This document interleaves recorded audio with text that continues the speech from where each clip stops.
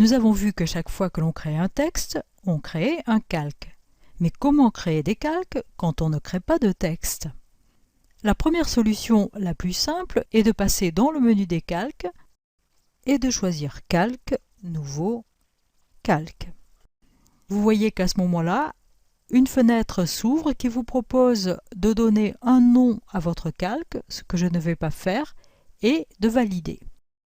Quand on fait ça, dans notre panneau des calques, on voit que sur notre arrière-plan est venu se superposer un autre niveau qui s'appelle Calque 1.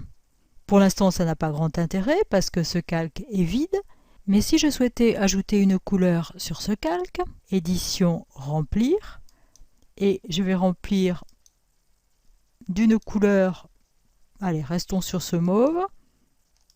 Vous voyez que c'est bien ce calque qui recouvre l'arrière-plan, et si je ne veux plus voir le calque que j'ai créé, je peux le désactiver pour retrouver mon arrière-plan, ou si je l'active, je peux aller chercher une gomme, ici, à laquelle je vais donner une taille un peu plus importante que les 13 pixels d'origine, et là ça devrait me convenir un petit peu mieux, et une dureté un peu moindre, et regardez, si je gomme mon calque, eh bien je vois en transparence l'arrière-plan. Et s'il y avait eu une image à la place de ce fond blanc, c'est mon image que j'aurais vue. Donc la première façon de créer un calque est de passer par ce panneau Calque, Nouveau calque. Mais ça c'est juste pour la gymnastique. Pour l'instant ça n'a pas grand intérêt.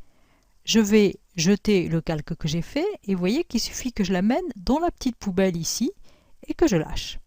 Et je ne me retrouve qu'avec l'arrière-plan. Je vous propose que nous remplissions ce calque des deux couleurs que j'ai mises dans mes pots de peinture ici. Je vais changer d'outil. Pour appliquer ces couleurs, je vais chercher l'outil de dégradé et je vais tirer un trait. Et je vais aller chercher une deuxième image que j'ai préparée qui est celle-ci.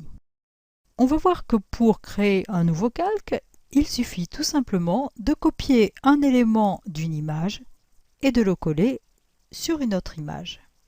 Je prends le rectangle de sélection et je vais tracer un rectangle autour de mon personnage.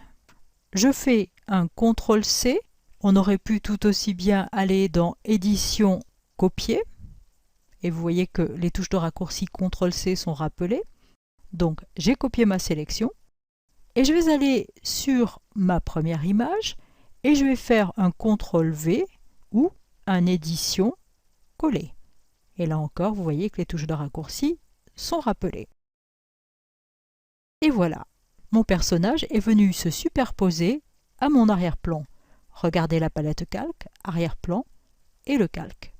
Si je reprends le curseur de déplacement, je peux tout à loisir déplacer le calque que je viens de créer. Et vous allez voir que ça va devenir beaucoup plus intéressant parce que je peux utiliser la gomme. Et là, la gomme a un diamètre suffisant. Et je vais pouvoir m'amuser à flouter les bords du calque que je viens d'ajouter pour l'intégrer un tout petit peu mieux sur mon arrière-plan. Je vais même le reculer un petit peu, comme ceci.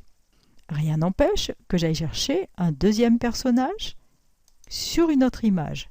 Je vais reprendre le rectangle de sélection. Je vais copier mon personnage, CTRL-C, et je vais repartir sur mon document, CTRL-V, Édition, Coller. Je prends l'outil de déplacement, je repousse ce calque sur la droite, et de la même façon, je vais gommer le bord du calque en question pour essayer de simuler une intégration plus ou moins réussie. En l'occurrence, ce n'est pas extraordinaire, mais ce n'est pas grave. Ce que je veux vous montrer maintenant, c'est que nous avons deux personnages sur un fond. Comment on le voit? Un arrière-plan, un calque 1, un calque 2. Regardez, si on veut s'amuser à reproduire l'exercice précédent, je rapproche mes deux calques. Celui qui est sur le dessus est toujours celui qui est en haut de la pile. Si je veux inverser les calques, c'est désormais le personnage qui est à gauche qui recouvrira mon personnage qui est à droite. Souvenez-vous, cette hiérarchie, dans cette pile, celui qui est au-dessus cache le reste. Et faites attention désormais parce que vous êtes obligé d'être sur le bon calque pour déplacer l'élément. Si je veux déplacer cette femme, eh bien, si je me mets là et que je pousse, c'est le deuxième personnage qui va être déplacé. Il faut impérativement que je me situe sur le calque de la personne pour déplacer la personne.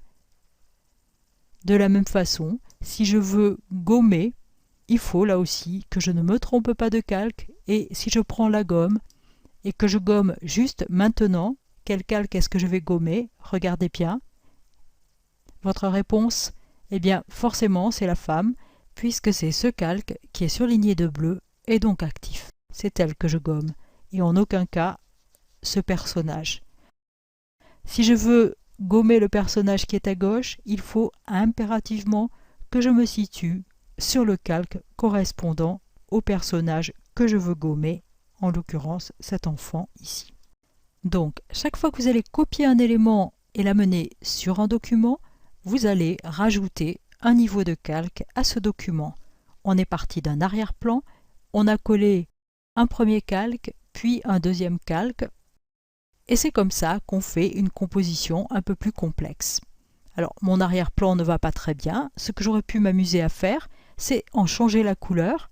De la même façon, attention, ne vous trompez pas, pour changer la couleur de l'arrière-plan, mettez-vous sur le niveau de l'arrière-plan.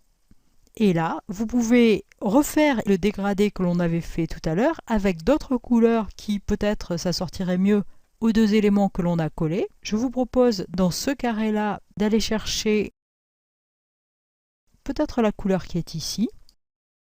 Et pour la couleur d'arrière-plan, d'aller récupérer le bleu qui était juste ici, très très clair.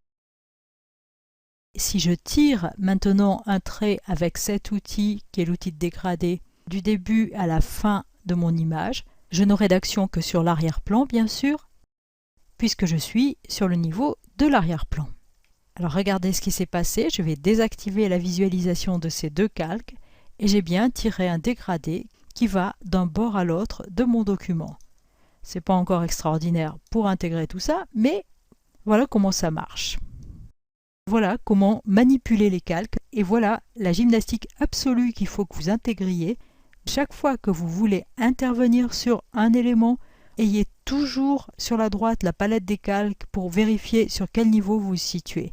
Si j'utilise la gomme maintenant, eh bien je gomme l'arrière-plan. Si je veux gommer la femme, je vais là. Si je veux gommer le petit garçon, je vais ici. Voilà les premières bases de la création de calques dans Photoshop.